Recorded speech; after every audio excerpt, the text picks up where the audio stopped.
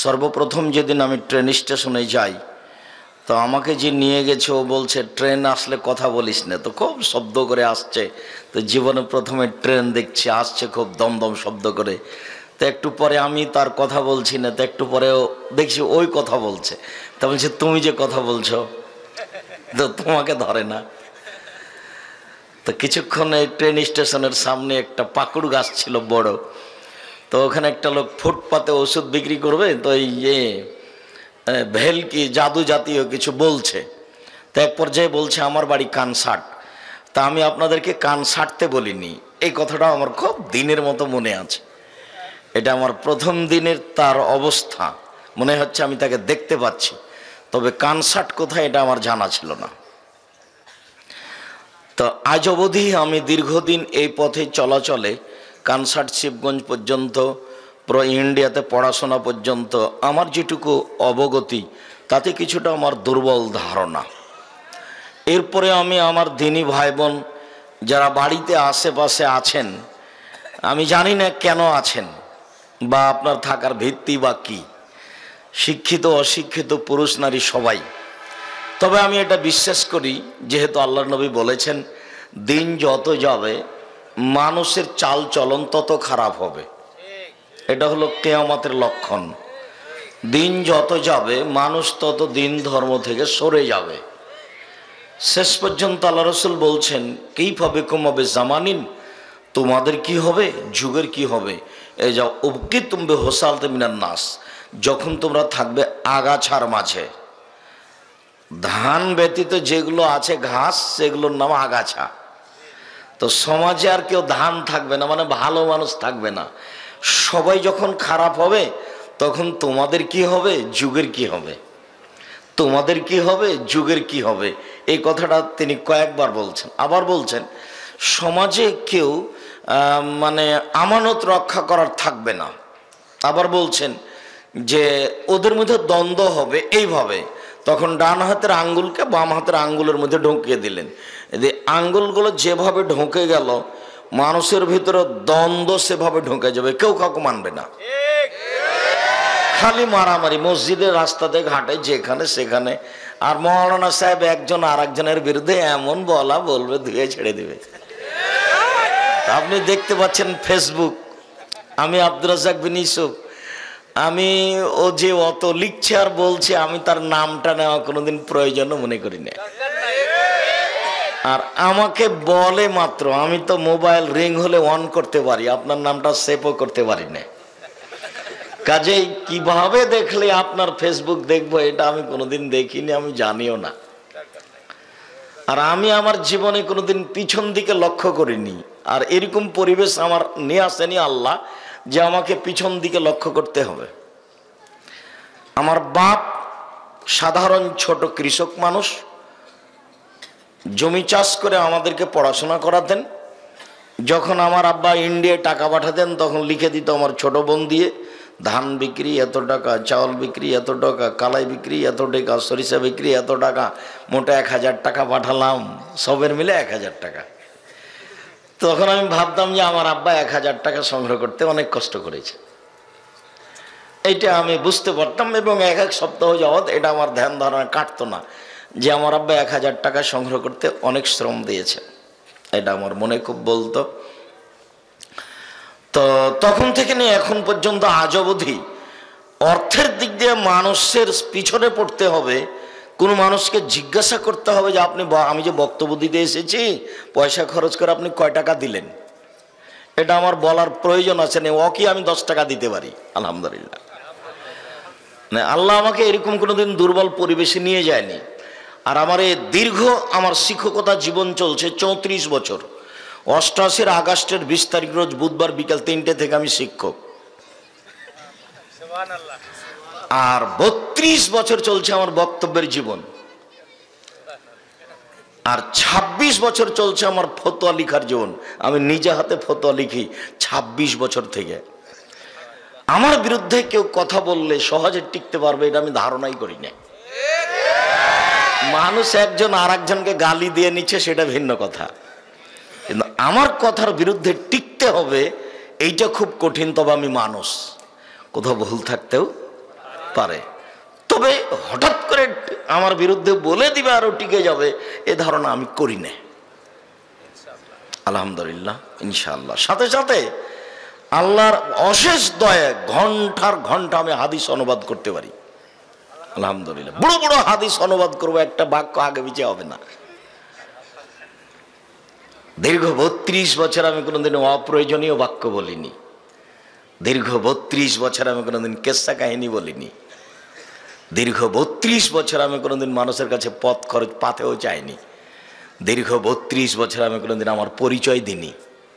আমাকে যখন চাপ দিয়ে জিজ্ঞাসা করেছে, আব্দুর রাজ্জাক সাহেব বিজ্ঞাপন পোস্টারে আপনার নামটা লিখবো, কি লিখবো? তখন আমি বলেছি আমার নাম আব্দুর রাজ্জাক আর আমার বাপের নাম ইউসুফ, বাপ বেটা মিলে আব্দুর রাজ্জাক বিন ইউসুফ। এর চেয়ে বেশি আমি কোনোদিন জীবনে বলিনি। লৌকিকতা দিয়ে, কাল্পনিক কিছু দিয়ে 1 মিনিট কাটানো আর কোনোদিন প্রয়োজন হয়নি। সভাপতি সেক্রেটারিকে হিসাব করে আমাকে দুটা কথা বলতে হবে, এরকম জীবন আমার 5 দিয়ে 1 মিনিটের জন্য কোনোদিন ঘটেনি। এমন ভালো অবস্থায় রেখেছে, যার কারণে আমার একটা দুর্বলতা কাজ করে আপনার কাছে, যে আমি যখন কোনো এলাকায় চলে আসি তখন আমার একটা মনে কাজ করে যে মুসলমান তো আসবে আসবে, হিন্দুকে আসতে হবে। আমি তার কিছু না কিছু উপকার করবই করবো ইনশাআল্লাহ। আর মহিলা হোক পুরুষ হোক, শিক্ষিত হোক অশিক্ষিত হোক, শিক্ষিত অশিক্ষিত, বাড়িতে যারা থেকে গেছে নিশ্চিত তার ভুল হয়েছে। আপনি কি বিদ্যের ভিত্তিতে থেকে গেছেন? আপনার কাছে কি এমন বিদ্যা আছে? আর আপনারা এই বাসের দুপুর এলাকার মানুষ কয় টাকার মালিক? এমন কোনো বিত্তশালী আমার জানা নাই। জামিয়া সালাফে ডাঙ্গিপাড়া মাত্র 250 জন শিক্ষক শিক্ষিকা আছে, প্রতি মাসে বেতন লাগে 30 লক্ষ। কত মাসে বেতন লাগে? কত? 30 লক্ষ। 30,000 নয়। তবে আমি সারা চাঁপাইনবাবগঞ্জকে আমার নিজের জন্মভূমি মনে করি এবং আমি খুব সাহসিকতার সাথে কথা বলি এবং খুব সহজভাবে বলার চেষ্টা করি। বিশেষভাবে আমি একটা অনুরোধ করতে চাই যে চাঁপাইনবাবগঞ্জ জেলার মানুষ হানাফি হোক, সাফি হোক, মালিকি হোক, আহলে হাদিস হোক, যে হোক না কেন, আমি আব্দুর রাজ্জাক বিন ইউসুফ নিজের ঘরের মানুষ মনে করা ভালো হবে এবং ধর্মের ব্যাপারে আমার কাছে আশ্রয় নেওয়া, আমাকে জিজ্ঞাসা করা ভালো হবে বলে আমি আশা করি ইনশাআল্লাহ। আমি বলেছি জাতির যদি রাস্তাঘাট করে দিতে না পারি, জাতির যদি স্কুল কলেজ করে দিতে না পারি, জাতিকে চূড়ান্ত সঠিক ধর্ম দিতে পারবো ইনশাআল্লাহ। ধর্মের ব্যাপারে জাতিকে ফাঁকি দিয়ে আমি পরকাল হারাতে রাজি নই। আমার মাঝাবি ভাই হোক আর বোন হোক, যে হোক না কেন, আব্দুর রাজ্জাক সাহেবকে শরীয়তের ব্যাপারে জিজ্ঞাসা করবেন এবং 100 ভিতরে আস্থা রাখবেন, এটাই ঠিক। আলহামদুলিল্লাহ, ইনশাআল্লাহ। তবে আমি খালি বলে রাখছি, আমি মানুষ। সম্মানিত দিনী ভাই বোন, যারা বিভিন্ন জায়গাতে তাফসির মাহফিল হোক আর যেটাই হোক, যেখানে আশ্রয় নিচ্ছেন, আমি নিতে নিষেধ করিনি, তবে সেখানে মিথ্যা আছে, কথা সত্য। আপনি যেখানে আশ্রয় নিয়ে দিন কাটাচ্ছেন সেখানে মিথ্যা আছে, কথা সত্য।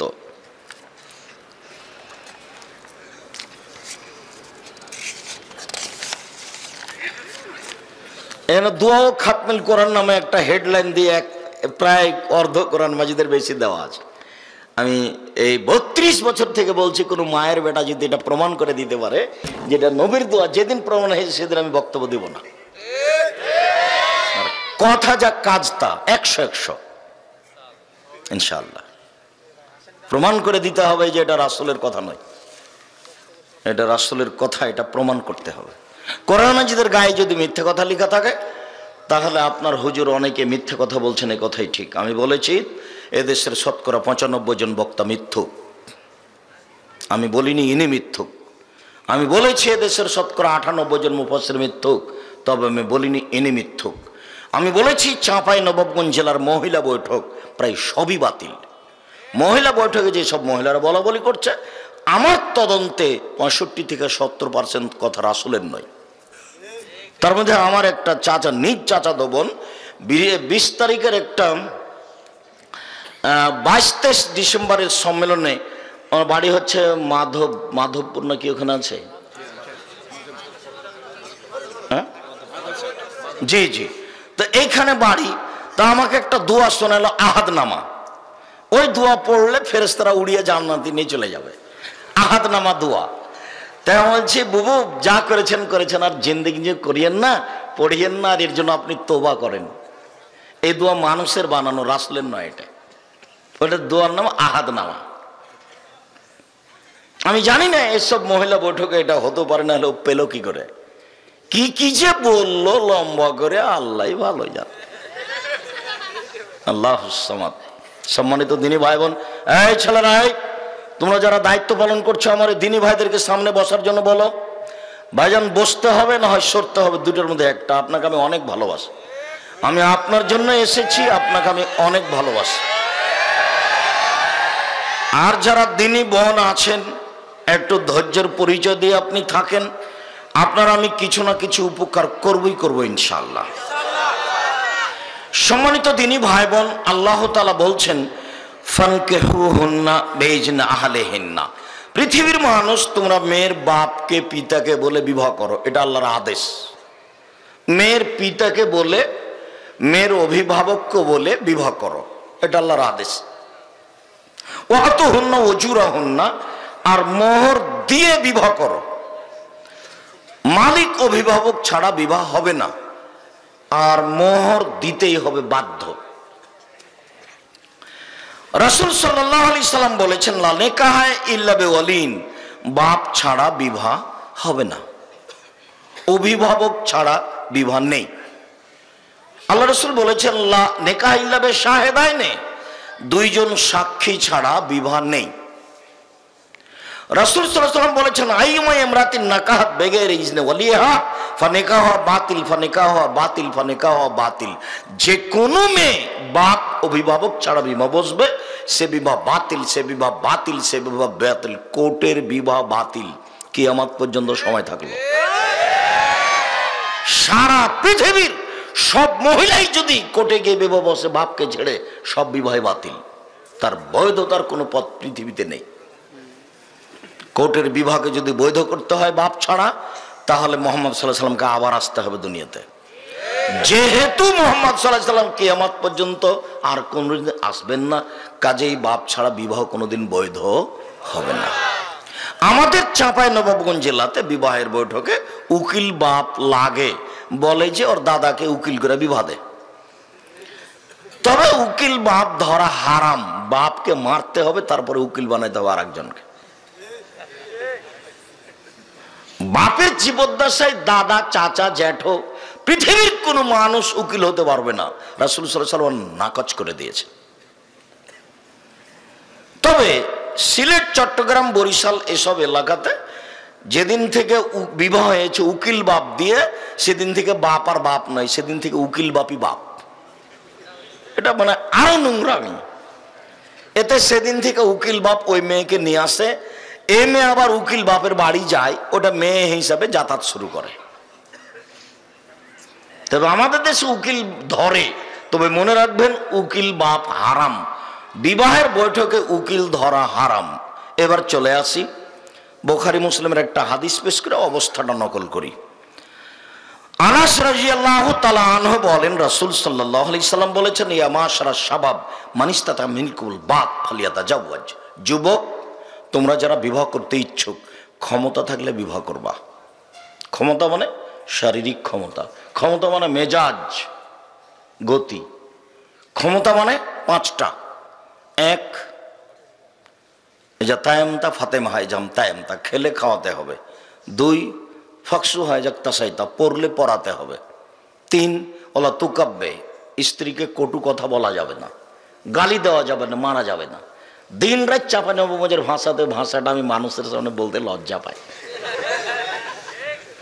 এইসব ভাষা ব্যবহার করবেন না, এত নোংরামি।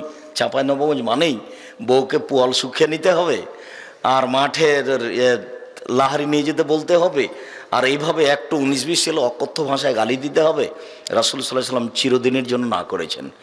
যারা আমাদের সাথে মিডিয়াতে আছেন তাদেরকে অনুরোধ জানাচ্ছি, যারা আমার সামনে আছেন তাদেরকে অনুরোধ জানাচ্ছি, পুরো চাঁপাইনবাবগঞ্জ জেলার প্রত্যেকটা পুরুষকে অনুরোধ জানাচ্ছি, বাদিগর কোনোদিন মুখখান আর কোনোদিন খারাপ করবেন না।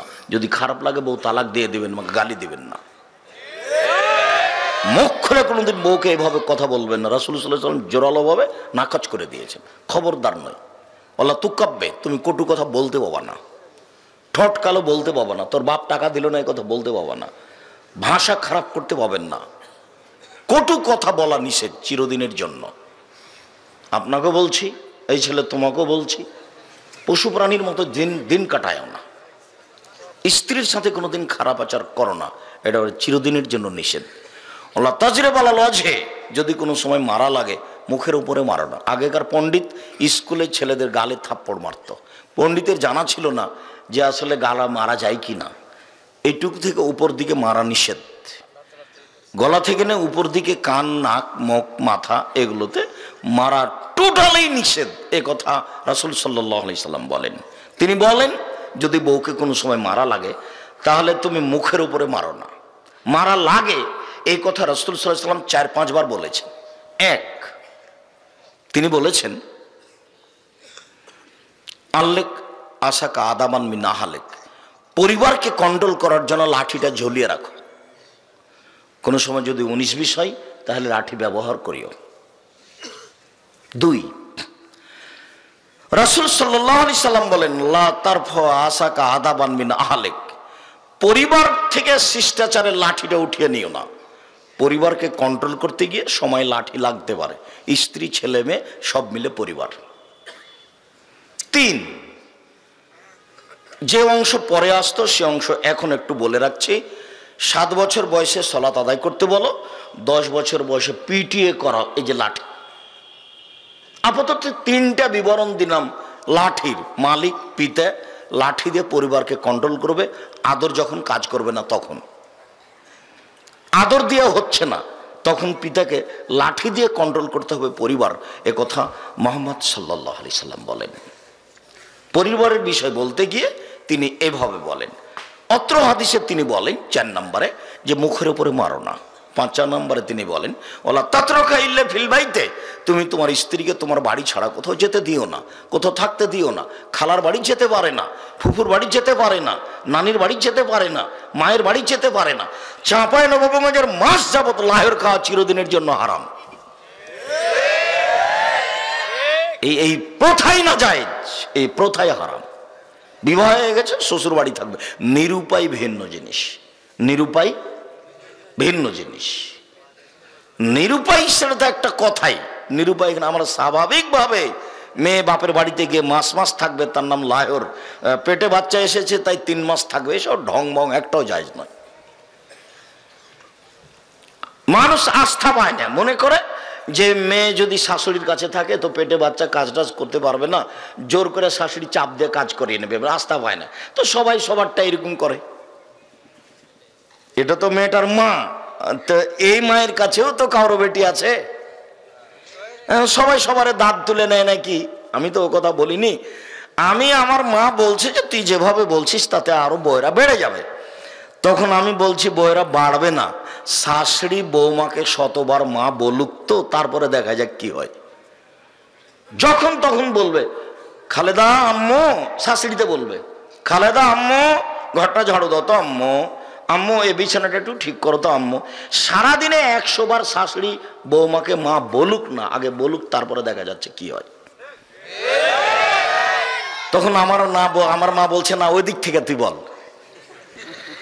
যে বৌমাই শাশুড়িকে কি বলুক, আম্মা কি করবো, আম্মা কি করবো, আম্মা কোনটা করা লাগবে। আমি না মা এদিক থেকে চালু করতে হবে, যে এদিক থেকে চালু হোক। যেহেতু শাশুড়ি পুরাতন মানুষ, সংসার করে আছেন, ইনি আদর করে তাকে কন্ট্রোল করবেন। তো একটা মেয়ে মানুষ এসেছে অপর বাড়ি থেকে, এখানে তো সম্পূর্ণ বুঝতে পারে না। এই হিসাবে শাশুড়িকে আগে আসতে হবে, বৌমাকে পরে আসতে হবে। এই কথা আমি সবসময় আমার মাকে বলতে দেখেছি। তো 5 নম্বরে যেটা বলেছি সেটা হলো ক্ষমতা। বিবাহ করলে ক্ষমতা লাগবে, মানে কন্ট্রোল ক্ষমতা লাগবে। চোখ যেভাবে ঘুরে বউ সেভাবে চলে, তার নাম ক্ষমতা। বাহির থেকে চলে আসলো, আপনি বসে আছিলেন বাড়িতে, কি ব্যাপার বাইরে গেলে, মানে বুঝলাম না কোথায় গেছিলে। পানির ব্যবস্থা তো ভিতরে আছে, পায়খানার ব্যবস্থা আছে, পেশাবের ব্যবস্থা আছে, তো বাইরে গেলে কি কাজে? এখন তো আর সেদিন নাই যে বাড়িতে আগুন আছে সে বাড়িতে সবাই যাবে, যে ওইভাবে কি করে আগুন নিয়ে এসে বাড়িতে ঘরে জ্বালাবে। সেটাও তো নাই এখন। অত তো ধার করতে যাওয়া লাগে না। এই যে নুন আনোরে, কাজকে তেল আনোরে, কালকে আটা নিয়ে আসে রে, পরের দিন দিয়ে আসছি রে, এখন তো মানুষের ওরকম লাগে না, প্রায় সবারই আছে। তো কেন যাবে? তো আমার মা বলছে যে সবাই তো বাপ চাচা, তো যাবে না কেন? তো তাহলে ভুল হয়ে আছে, সবাই বাপ নয়, সবাই চাচা নয়। নিজ চাচা ব্যতীত যেগুলো নিজ দাদার ছেলে, ওদের সাথে বিবাহ জায়েজ, কাজে ওর সাথে পর্দা করতে হবে। আমি আর আপনি হুমসিখিলি বললে তো হবে না। বলছিলাম রাসূল সাল্লাল্লাহু আলাইহি সাল্লাম বললেন, যুবক দল বিবাহ করো, টাকা থাকলে বিবাহ করো। যদি টাকা না থাকে, ক্ষমতা যদি না থাকে, বউকে লালন পালনের ক্ষমতা যদি না থাকে, তাহলে রোজা থাকো। সিয়াম থেকে থেকে থেকে, রোজা থেকে থেকে যৌবনকে ধ্বংস করে দাও, আর বিবাহ করিও না। হাদিস বুখারী মুসলিম। তাহলে বিবাহ করলে ক্ষমতা থাকতে হবে, আর্থিক থাকতে হবে, শারীরিক থাকতে হবে, মেজাজ থাকতে হবে, কন্ট্রোল করার মতো ক্ষমতা থাকতে হবে। কন্ট্রোল না করার ফাঁকেই আপনার মেয়ে এখন ক্লাস 10-এ পড়ে বসে আছে, এখানে চুল খুলে দিয়ে পাঞ্জার পাঞ্জার চুল, সবাই দেখতে পাচ্ছে, আপনিও দেখতে পাচ্ছেন, দেশবাসীও দেখতে পাচ্ছেন। আপনাকে আব্বা আব্বা বলে ডাকছে, আসলে কি আপনি বাপ? ভুল হিসাব হচ্ছে, ভুল। এর খেসারত ইহকালও ভোগ করতে হবে, পরকালও ভোগ করতে হবে। একটু সময়। আল্লাহ তাআলা বিবাহ করতে বললেন পিতাকে বলে, মোহর দিয়ে বিবাহ করতে বললেন। বিবাহের পদ্ধতিতে রাসূল সাল্লাল্লাহু আলাইহি ওয়াসাল্লাম মেয়ে দেখতে বলেছেন, এ কথাই ঠিক।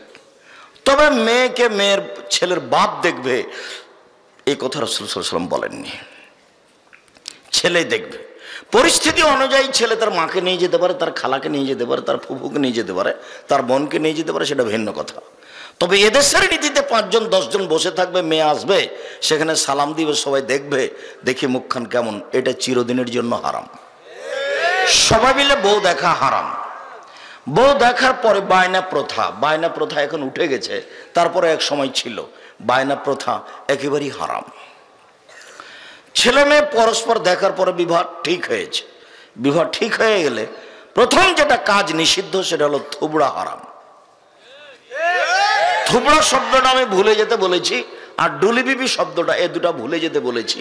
ওইভাবে ভুলে যেতে বলেছি যে মারিয়াম বলছেন যে কুনতু নাসিয়াম মানসিয়া, আল্লাহ আমি একবার পৃথিবীর মানুষের কাছ থেকে হারিয়ে যেতাম, কেউ না জানতো মারিয়ামকে। কেন? ঘটনা কি? জিবরাইল এসে একদিন বলছেন, মারিয়াম তোমার একটা সন্তান হবে। তখন আমি বললাম, আন্নালি গোলাম আলাম ইয়ামসাসনি বাশার আলামাকু বাগিয়া। আরে আমার সন্তান হবে কেন? আমি ব্যভিচারিণীও নই, আমার বিবাহ হয়নি। সন্তান হওয়ার 2টা পথ, হয় আমাকে জেনার মাধ্যমে আসতে হবে, আর না হলে আমার বিবাহ হতে হবে। তা আমি কারোর সাথে জেনাও করিনি, আমার বিবাহ হয়নি, সন্তান হবে মানে? তো জিবরাইল বললেন যে তোমার প্রতিপালক বলছেন এভাবেই হবে। তোমার প্রতিপালক বলছেন যে পারেন। আরে বাপ মা ছাড়াই মানুষ বানাতে পারি, তাই তো আদম। আর তুমি তো মা আছোই, মা দিয়ে তো পারা সহজ। শেষ পর্যন্ত ঈসা আলাইহিস সালাম দুনিয়াতে চলে আসলেন। এখন তিনি বলছেন, আহারে জাতিকে আমি কি দিয়ে বুঝাই? আমি কোলে করে যদি বাচ্চা নিয়ে গ্রামে যাই, তো সারা গ্রামের পুরুষ নারী বলবে, ছি ছি ছি ছি ছি ছি, দেখছো বাইতুল মুকাদ্দাসে মসজিদে থাকে, ঢং করে থাকে, জেনা করে, জেনা করে সন্তান নিয়ে এসেছে। ওরে আমার আফসোস, আমি জাতিকে কি দিয়ে বুঝাবো এই সন্তান? আমি তো বুঝাতে পারবো না। কুনতু নাসিয়াম মানসিয়া, আমি পৃথিবীর কাছ থেকে এমন ভাবে হারিয়ে যেতাম, কেউ না জানতো যে মারিয়াম কেটা, কারো মনে না থাকতো মারিয়াম কেটা। আমি এইভাবে পৃথিবী থেকে হারিয়ে যেতে চাচ্ছি। এইরকম ভাবে থুবড়া শব্দ আর ওই ডুলিবিবি শব্দ থেকে হারিয়ে যেতে হবে চাঁপাইনবাবগঞ্জের লোককে। থুবড়া শব্দই নাই।